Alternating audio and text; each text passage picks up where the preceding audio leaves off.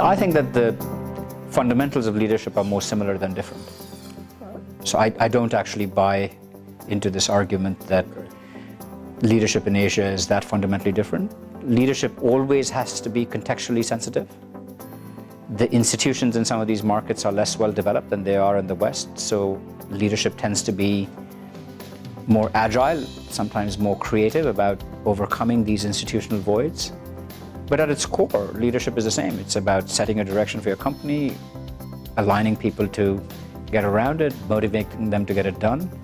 So I think that there's a convergence that's occurring of how you run a global company in which you recognize that there are opportunities that exist everywhere in the world.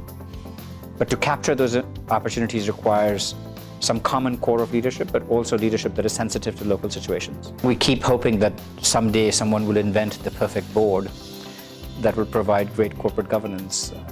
My view of this is that as much as we can create regulations and we can create independent boards that improve corporate governance, at the heart, corporate governance lies in internalizing values by the leaders of these companies.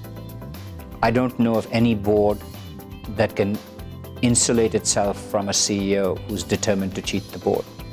This, to my mind, is the most important question that faces everybody in the world right now.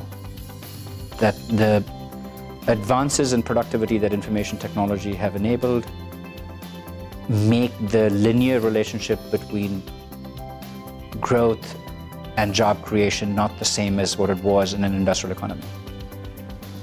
So when we were in an industrial economy and there was a company like General Motors or GE, when it had to double output, employment didn't necessarily double, but it at least increased significantly proportionally.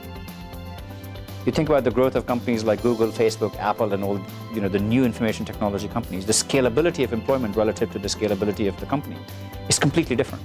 So it's the most vexing question that all of us have to think very hard about, because the stress between business and society will increase if businesses grow but jobs don't come.